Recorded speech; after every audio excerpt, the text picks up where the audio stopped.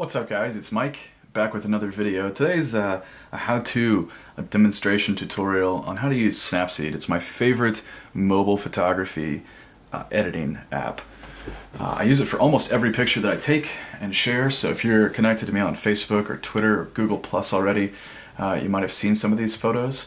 I've picked out a couple today that we're going to work with, and with these two photos I'll give you a pretty good idea of how to get familiar with Snapseed, how to make the most of it, and really bring your photos to life, really make them pop. So the two that I'm working with, I actually took on the Galaxy Note 4 and just transferred them over to the iPhone for the purpose of this demo. But Snapseed, it's worth mentioning, they're available on iPhone as well, or iPhone and Android, and they work exactly the same. So for the purpose of today's demonstration, side by side, the two applications on the different platforms are the same.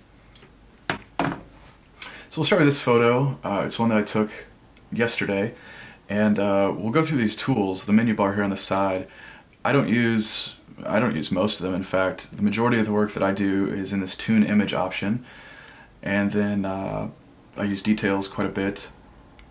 And then the HDR Escape is a relatively new one that's somewhat fun to use, but it tends to get a little carried away. So we'll just jump right in. We'll start with this image, and we're going to go into tune.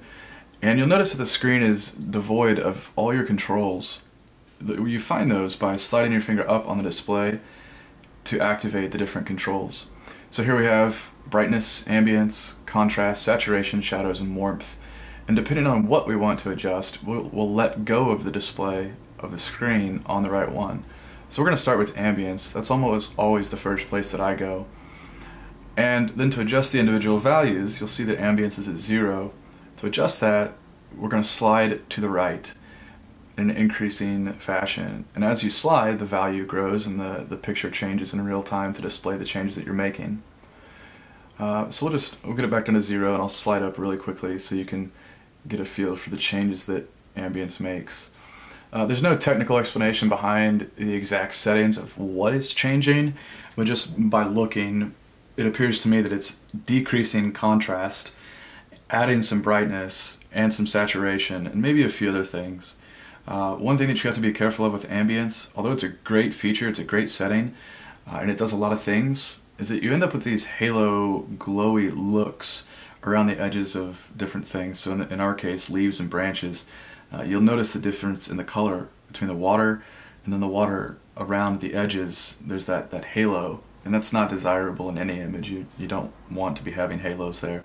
So if you're going to use ambience, it's best to drag up to the value where you start to see that, and then slowly back off of it. On this particular image, I think we're going to end up somewhere around here, somewhere around 40. Now, after this change and every change that I make, I like to toggle back and forth to see a before and an after. I like to see the original and then the work that I've done, so I can get a feel for how the photo is coming. To do that, you'll see the landscape icon in the top right corner. When you press that and hold, you'll see the original image. So here's our before, and then when you let go, you see the after, and the after reflects the changes that we've made so far. So we'll just toggle back and forth here. That looks pretty good. You know, it's still pretty realistic. I don't think we need to add a whole lot, but we do need to put some contrast back into it, especially over here on the shoreline with the tree. There's definitely some contrast missing, and then the green trees out in the lake, definitely need to put some contrast back for those. So we'll slide, and we're going to go down to contrast, and then just start increasing the contrast a bit. Usually you can find a pretty good area under 20. I usually sort of default to starting at 15, and it looks like in our case that's exactly what we want. Just toggling back and forth here. You'll notice when we've added the contrast, it really helps the trees out here in the water to really stand out, really draw your eye through the frame. So you're starting here on the outside, and the trees just sort of draw you towards the middle, and that's exactly the effect that you want on the viewer's eyes. So I think what we've got here is a winner. We don't have to do anything else, and we can call this image done. But for the sake of showing off more of the tools in Snapseed, we will run through a few other things. Straighten is a tool that I find myself using more often than I'd like to admit, But that helps you in the case where the image that you've taken, where you've had the camera or the phone, where you've had it slightly not level with the horizon. And so you can come in with a straighten tool and use the grid lines for reference, and as you move the image, it will straighten and automatically crop for a new image size based on the degree to which you need to straighten. You can also rotate the image here, so if your phone, if the accelerometer is off and it didn't put it in the correct orientation, or maybe you had orientation lock on and it took your vertical photo or your horizontal photo like a landscape and it left it in vertical, this is where you can come to adjust that. So we don't need to make any changes. This image is straight, but this is a great tool if your horizon is not level. Next is the cropping tool. Sometimes I use that if I'm looking for more of just capturing a dramatic portion of the frame. In this particular case, we don't need to, but you could make the argument that because this photo is in 16:9 ratio, that we could chop off some of the edges. So we could bring this left side in a little bit here, more towards the edge of this branch. You know, maybe right here. Now that's certainly wider than 4/3 still, but it's definitely not nearly as wide as a 16:9. So the majority of our subject is captured inside this with just a simple crop. You can use some of the Snapseed's automatic ratio presets. We've got it on free transform, which will let us move the corners around to any different size, any different ratio. We can make it really wide if all we want is a small portion of a photo for a panoramic. We can do any sort of ratio here. If we choose 1:1, you know, you might find this helpful for Instagram. If you're editing a photo in Snapseed first, just to save it and post it on Instagram, you can get your 1:1 crop, your square crop, just like that. And then you can pick the portion of the frame that you want, probably here, and to save, you press the check mark. So we're going to put this back to freeform. We'll hit the check mark to save. Now, it's we talked about the before and the after kind of effect while you're editing, but you can also get that here from the home screen, and that's worth showing. To do that, you just tap on the photo. And when you hold, you'll see the before, the original. When you let go, you get to the current state of where that image is, what you've done.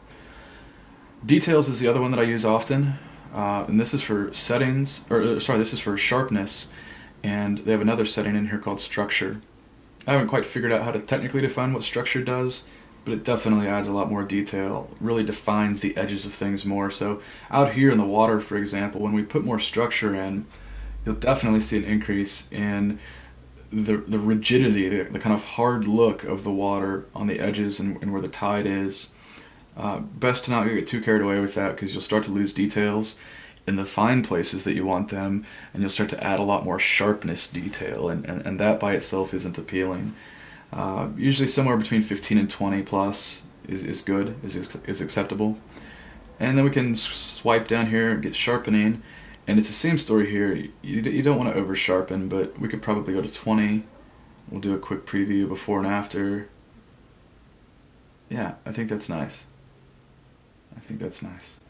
So to save, we'll press the check mark. So again, we'll do a quick before and after look.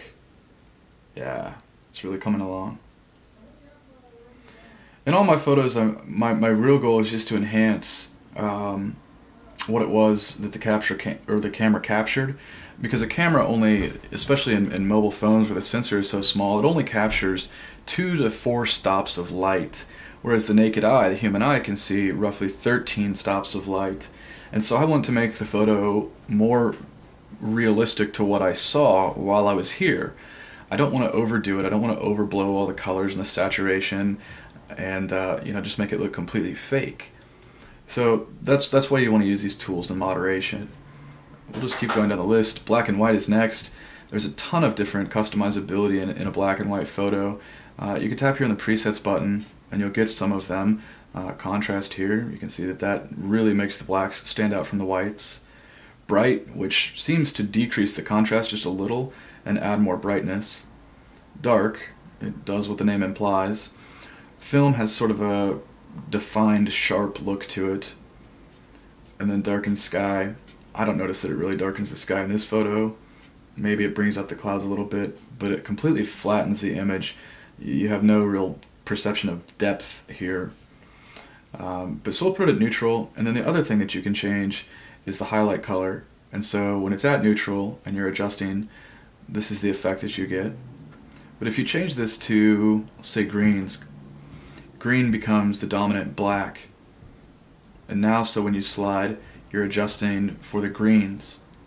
And that, well, as a result of adjusting for the blacks. Yellows, again, flattens it completely out, even if we increase and decrease the saturation, or the brightness.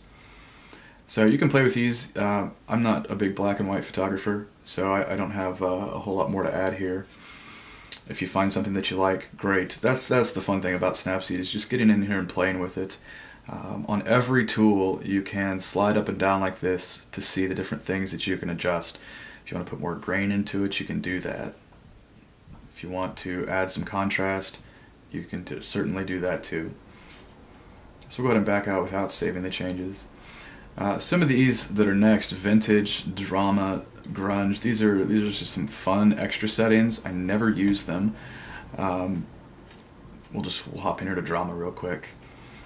It seems to do several things, and I can't put my finger on all the settings that it changes. It certainly decreases the saturation in some respect. It certainly hardens the edges. Again, we see the same thing out on the water. And most of the time, to get this back to what it was before, usable image, we have to put saturation back into it.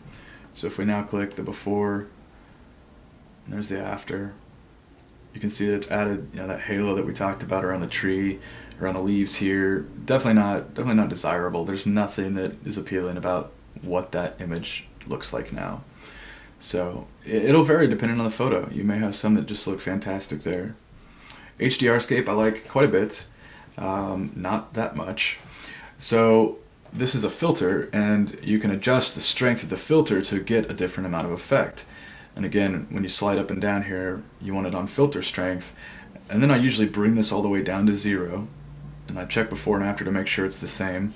And then I slowly start to bring some of the filter into play until it gets to a level that I like. I don't think I've ever adjusted it higher than 20. So let's check it there. Yeah, that's nice. You can see that it did, as with any HDR image, it did sort of bring out more of the shadows. The only downside of bringing out more shadows is that you end up with less depth perception. So it appears more flat, and that's why I'm really hesitant to get too heavy on the HDR filter. In fact, I'm going to bring this one back down a little bit. Yeah, not a whole lot of difference here, just some subtle differences, mostly in the leaves here, and a little bit in the sky. We've sort of brought back a little bit of the clouds. That's nice. That's all we're going to do, so we'll hit the check mark to save.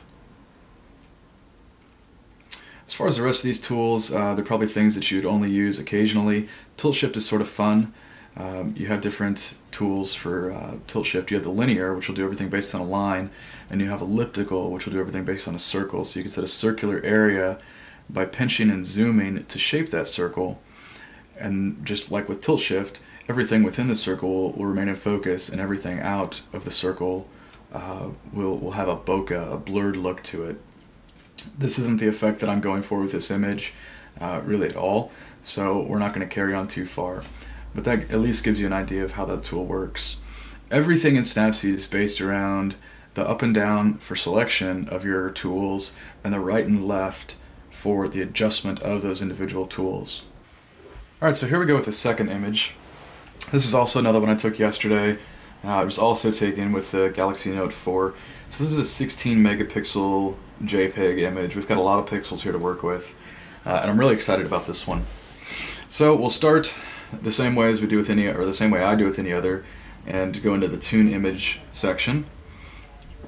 And then looking at this, what I want to do here is really bring out all these colors, these wonderful fall colors as the leaves are starting to change.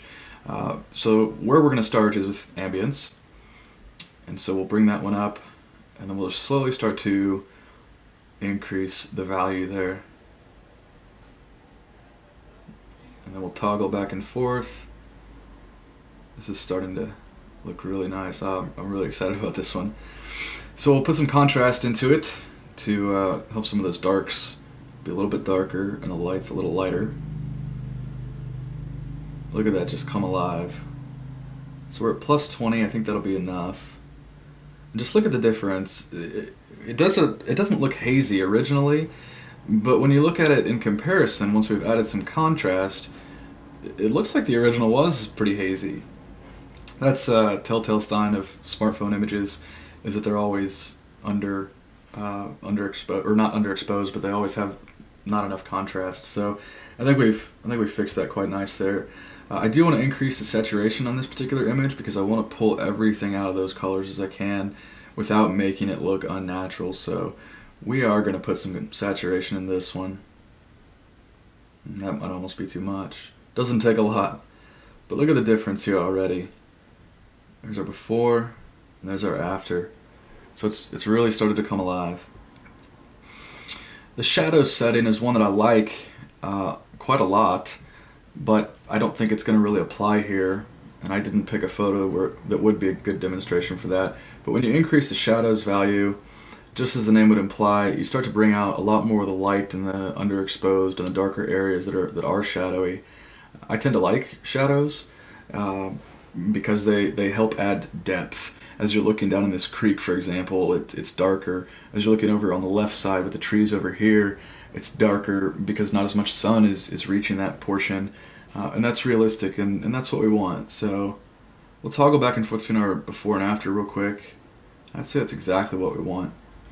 Now we're going to look at one tool called a Selective Adjust that we didn't cover in the last picture, but one that I think is going to really do us a favor here. The roadway, I'm thinking of calling this photo something along the lines of driving through Georgia, because that's what this is. The roadway, I don't like it as bright as it is, and so we can use a Selective Adjust tool to darken just the roadway. And so to do that, we'll hit the plus, and then we'll choose an area. And when I hold down, you get this magnifying glass that really helps you narrow in on the specific color that you want to adjust. And that's what the selective tool does. So we're going to just choose a spot here on the road. It's somewhat blue-gray, and that's going to be our focal point. Actually, let's move it up a little bit so that range gets down the road a little ways. And then use two fingers to pinch and zoom just as you would with a regular photograph, but this is going to change the exposure area of what the tool covers. So when we do that, you see this red show up. The red is indicating to you what portion of the image you're about to adjust. And so we don't want a lot of spillover in the other areas. We don't want to darken the other colors. So we want to bring this as wide as possible, get as far down the road as possible without really affecting anything else. And I think that's going to be about right here. So now that we know the area that we're covering, we can start to darken it. So when you slide up and down, you have brightness, contrast, and saturation that you can adjust within this range. So we'll start with brightness, and just like every other tool adjustment, we slide to the left to decrease. So we're going to start doing that, and we're going to darken this roadway up. And then, as well as every other tool, we'll use the before and after to kind of get a feel for where we're going.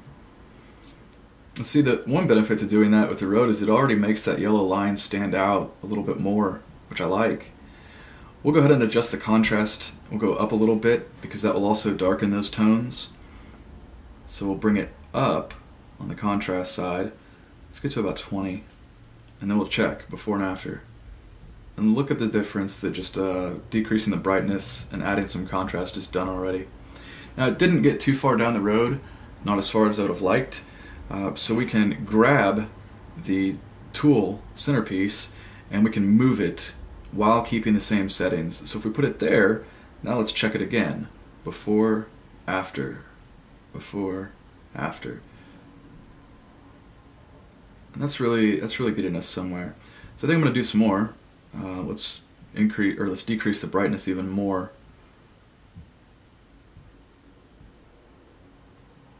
That's starting to look quite a lot better. I just think that that darker tone fits a little bit nicer with the image, and your eyes aren't so much jumping just to the road here. So I think we'll go with that. I think that's it. We can show off this tool in another way, so we can add multiple points to the same image in the same session. So we'll hit the plus sign again, and for this, let's attack these reds back here. So we'll press and hold. We'll move our finger around until we get the crosshairs right on a good red point, about right there. We'll do the same thing with the adjustment area as we go in, but we want to get these over here to the right too. And then we'll put a little bit of more contrast in that. Let's go a little more. Now, to compare the before and after for this tool, you can press this eye down here at the bottom to remove the circles, the tools. Press that, and then you can press the before and after button. And if we're looking back here, if we ignore the roadway for just a moment, and we look back at those colors, just adding some contrast to the reds really made a big difference. We didn't affect any of the other colors except the reds, and that's the beauty of the Selective Adjust tool. So that's exactly what we want. Nothing else really to change here. So we'll hit the plus or the check mark to save. We'll jump back and forth between the original of this now and what we've done so far. So to do that, we just hold down on the image. So here's our before. You know, it does look nice. It's a good image. But with the changes we've made, we've really helped it come alive. We've really made a difference in the depth as well as the color vibrance throughout. You know, not just with the leaves back here, but we've adjusted the road, the water. A lot of these colors start to look a whole lot better. I think our light is better too, and we haven't even done much with the brightness. So the last thing that we'll do is do a little bit of sharpening. I don't think it's going to need a lot. This was taken with Galaxy Note 4, which tends to produce pretty sharp photos as it is, maybe overly so. But I do want to look at this structure setting with you one more time. So we'll slide down here to structure, and then we'll start to increase going from left to right. And let's get this to about 25 and then stop and look. So here's our before and our after. Before and after. And I think it's done a lot. I think that's probably where we want it. One great place to look is along the shoulder of the road, here where the grass meets the concrete.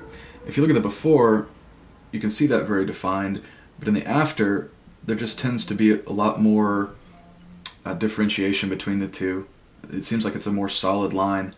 The other place that I noticed it is in these branches with the green leaves. It seems to bring those a little bit more forward in front of the trees and the leaves that are back here in the background, as it should. I mean, that's a realistic perception, and I think the structure helps with that. It gives these leaves and these branches here in the foreground more definition, and kind of helps them stand out. So that's a really great example of that structure feature. It's also added some texture to the road that I see over here on the right hand side, whereas it appears really smooth here. That texture brought out a lot of the rocks that are in the asphalt, a lot of the texture there. So I think that's it. I think we've nailed it. We'll go ahead and hit the check mark to save. We'll do another before and after look, and we've really come a long ways with this image. This is now something that you know, I could post online and be fairly proud of. This looks nice. So again, not a whole lot wrong with the original. It does look nice, but Snapseed's really helped it to come alive in a way that you know, we can do quick, on the go, anywhere we are. I've gone pretty slow with this process, but once you get the hang of Snapseed, once you are familiar and fluent with the tools, you could knock these changes out in 2 minutes tops. So to save that, we'll hit the share icon here at the top, and we're going to hit save to photo library because that's one that I do want to keep. So that's it for our demo today on Snapseed. If you have any questions, there's certainly a good amount that I haven't covered here as far as the extensibility of some of these tools and more things that you can do with them. If you do have any questions, feel free to let me know. Leave them in the comments. Get me on Twitter. I'm at MBCHP.